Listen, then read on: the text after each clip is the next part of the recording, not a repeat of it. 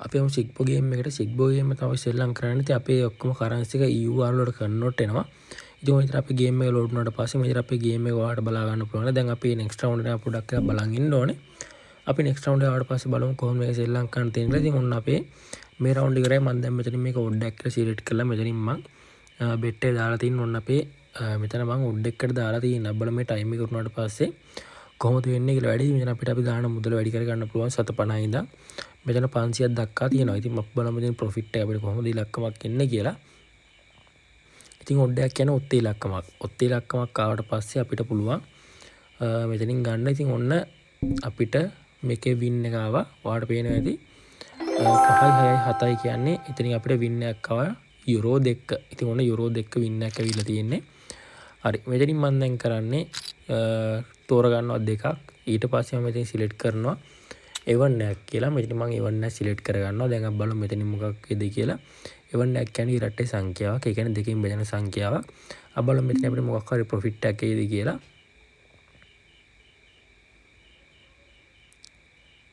හරි ඔයාලට පේනවා දැන් ඔදින් ඔතනින් ආවේ 4යි 6යි 10යි 10යි 2යි 12යි. ඒ කියන්නේ ඉරට්ටේ සංඛ්‍යාවක්. මෙතනින් අපිට ප්‍රොෆිට් එක ආවා.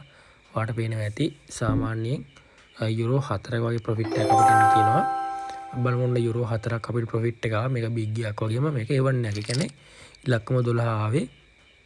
දැන් මේක අපි සිලෙක්ට් කරමු ස්මෝල් එකක් කියලා. ස්මෝල් එකක් කියන්නේ 4 ඉඳන් 18 නම් ඉලක්කමක්. ඉතින් මම මෙතන ස්මෝල් එකක් සිලෙක්ට් කරගන්නවා. ඉතින් බලමු මෙතනින් මොකක් වේද කියලා. ඔන්න මම ස්මෝල් එකක් දාලා තියෙන. කියන්නේ 4 ඉඳන් 10 වෙනකන් ඉලක්කමක් කියලා තමයි අපි මෙතන හිතලා තියෙන්නේ. අපි බලමු මොකක් වේද කියලා මෙතනින්.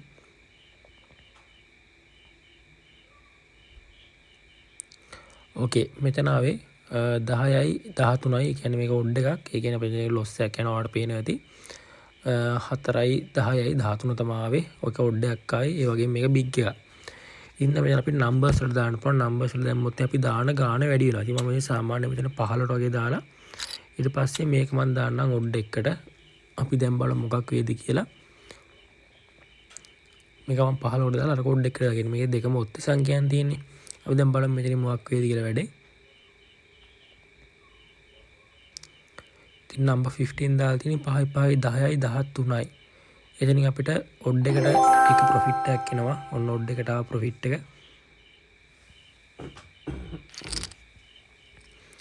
හරි ඊළඟට අපිට දාන්න තියෙන දැන් ඊළඟට ආවට පස්සේ දැන් අපි මේ සිලෙක්ට් කරගමු. ඩිපාරකට මෙතන මම ඉලක්කම නිකන් දාගන්නම් 9 වගේ දාගන්න. සාමාන්‍ය බලමු මොකක් වේද කියලා. මම ඉලක්කම 9 සිලෙක්ට් කරලා තියෙන්නේ. බලමු ඉලක්කම 9ක් ඒද කියලා. ඉතින් ඔන්න 4යි 6යි 7 ආවේ. ඉලක්කම 7 ආවේ.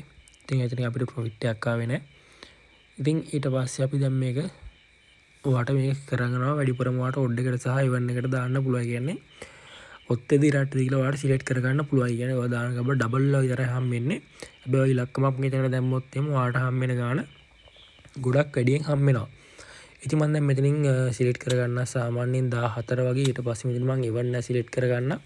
අපි දැන් බලමු මොකක් වේද කියලා.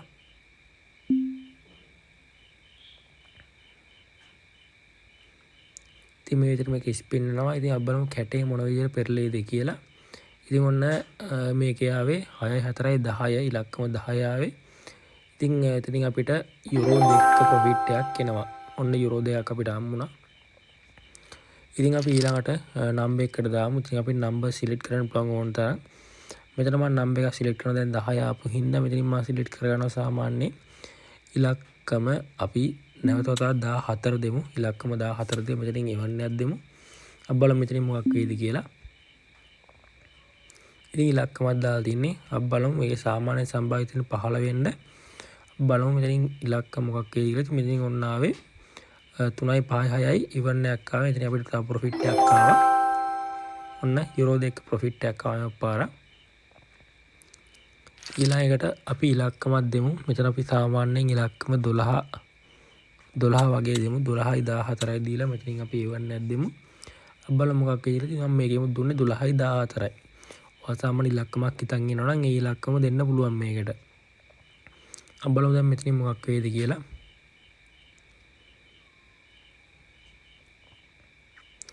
හරි මේ විදිහට ඉලක්කම ආවේ 4යි 6යි ඉලක්කම 6 ඇවිල්ලා තියෙන්නේ. ඉතින් අපිට A1 එකට ප්‍රොෆිට් එකක් එනවා. හරි යුරෝ 2ක් අපිට ආවා. ඉතින් ඔයාලට මෙතනින් ගිහිල්ලා වාගේ ගේම් සවුන්ඩ්ස් වගේම ඔයාලගේ ගේම් හිස්ටරි මෙතනින් බලා ගන්න පුළුවන්. ගේම් හිස්ටරි එකේ ඔයාලට තියෙන ප්‍රොෆිට් එක කොච්චරද දාන් ඒ ටික ඔයාලට මෙතනින් බලා ගන්න පුළුවන් වෙනවා. ඉතින් මේ තියෙන මම අරන් තියෙන ප්‍රොෆිට් එක අද දවසේ සහ ඊයේ දවසේදී ඔයාලට බලන්න පුළුවන්.